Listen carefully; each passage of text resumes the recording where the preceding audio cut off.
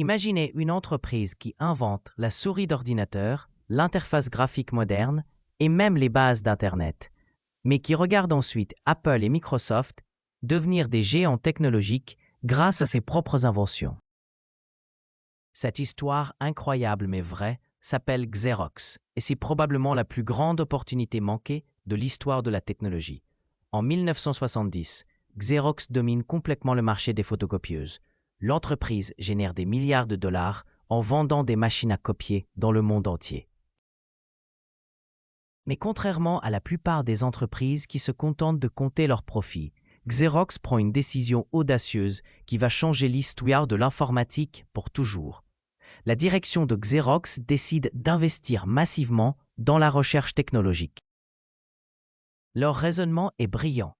Ils anticipent que le futur des documents ne sera plus uniquement physique, mais numérique.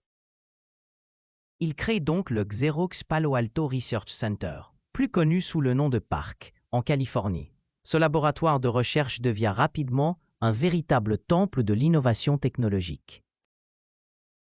Xerox recrute les meilleurs ingénieurs et chercheurs du pays, leur donne des budgets quasi illimités et une liberté totale pour explorer les technologies du futur. L'objectif est clair, inventer l'avenir de l'informatique avant tout le monde, et les résultats dépassent toutes les espérances. En quelques années seulement, les équipes du parc révolutionnent littéralement l'informatique moderne. Ils inventent d'abord la souris d'ordinateur, cet objet aujourd'hui si banal qu'on ne peut imaginer utiliser un ordinateur sans lui. Mais à l'époque, c'est une innovation révolutionnaire qui transforme complètement la façon d'interagir avec les machines. Mais ce n'est que le début. Les ingénieurs du parc créent ensuite l'interface graphique utilisateur, ce qu'on appelle aujourd'hui le GUI. Fini les lignes de commande cryptiques que seuls les programmeurs comprennent. Désormais, on peut utiliser un ordinateur en cliquant sur des icônes, des fenêtres, des menus déroulants. Cette interface intuitive rend l'informatique accessible au grand public pour la première fois. Les innovations ne s'arrêtent pas là. Le parc invente également Ethernet, la technologie qui permet de connecter plusieurs ordinateurs en réseau. Sans le savoir, il pose les bases d'Internet et de la révolution numérique qui va suivre. Il développe aussi l'impression laser, les écrans haute résolution et même des concepts de programmation orientée objet qui influenceront des générations de développeurs. En 1973, toutes ces technologies révolutionnaires sont intégrées dans un ordinateur expérimental appelé l'Alto. Cette machine ressemble étonnamment aux ordinateurs modernes que nous utilisons aujourd'hui.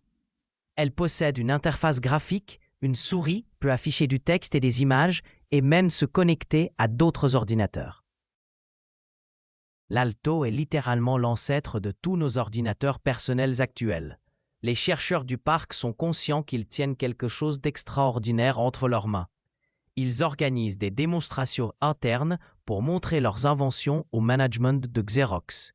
Ils expliquent que ces technologies pourraient révolutionner non seulement l'informatique, mais transformer complètement la façon dont les gens travaillent et communiquent. Mais voici où l'histoire prend une tournure dramatique. Le management de Xerox, focalisé sur leur business model ultra profitable des photocopieuses, ne comprend absolument pas le potentiel révolutionnaire de ces innovations. Pour eux, l'informatique reste un marché de niche réservé aux entreprises et aux universités. Ils ne voient pas comment des ordinateurs personnels pourraient un jour concurrencer leurs photocopieuses. Cette incompréhension devient encore plus flagrante quand on réalise les chiffres. Dans les années 1970, Xerox génère plus de profits que General Motors. Leur photocopieuse représente une machine à cash incroyable avec des marges énormes sur les consommables. Pourquoi prendre le risque de cannibaliser ce business model parfait pour se lancer dans l'informatique, un secteur qu'ils ne maîtrisent pas? Le management de Xerox commet alors une erreur stratégique monumentale.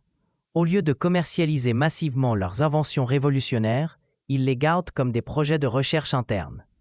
L'Alto reste un prototype expérimental, produit à seulement quelques milliers d'exemplaires pour un usage interne et universitaire. Cette myopie stratégique va coûter des centaines de milliards de dollars à Xerox. car pendant qu'ils hésitent, d'autres entrepreneurs visionnaires observent attentivement leurs innovations. Et parmi ces observateurs, il y a un jeune homme de 24 ans qui va changer l'histoire. Steve Jobs. En décembre 1979, Steve Jobs et son équipe d'Apple obtiennent une visite du Xerox PARC. Cette visite, organisée dans le cadre d'un accord d'investissement entre les deux entreprises, va littéralement changer le cours de l'histoire technologique. Jobs découvre l'interface graphique de l'Alto et comprend immédiatement son potentiel révolutionnaire. La réaction de Jobs est instantanée et passionnée.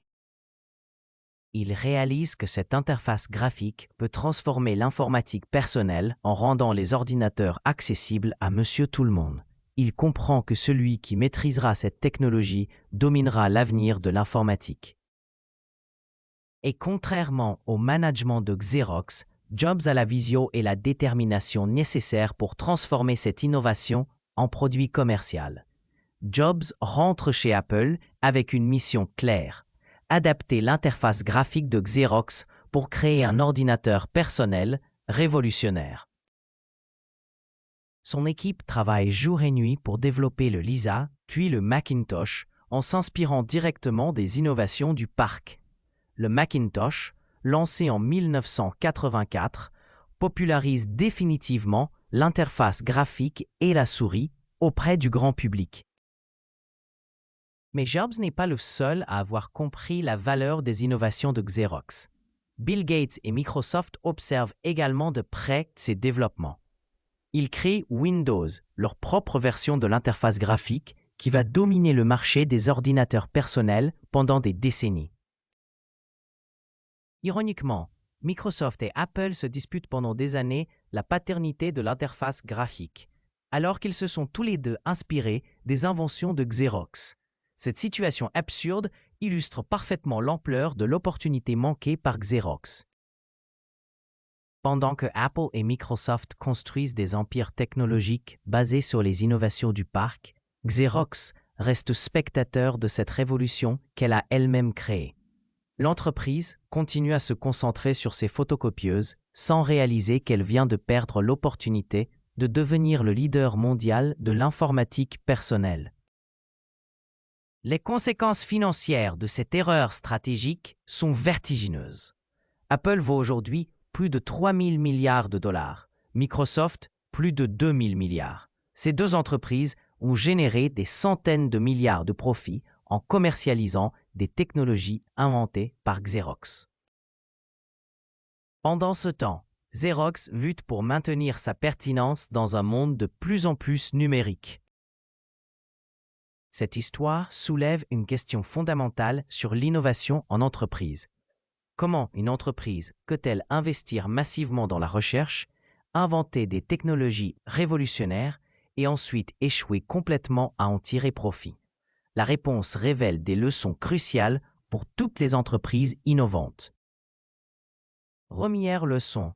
L'innovation technique ne suffit pas. Xerox avait la technologie la plus avancée au monde, mais manquait de vision stratégique pour comprendre son potentiel commercial. L'innovation doit être accompagnée d'une vision business claire et d'une exécution impeccable. Deuxième leçon. Le succès passé peut aveugler sur l'avenir.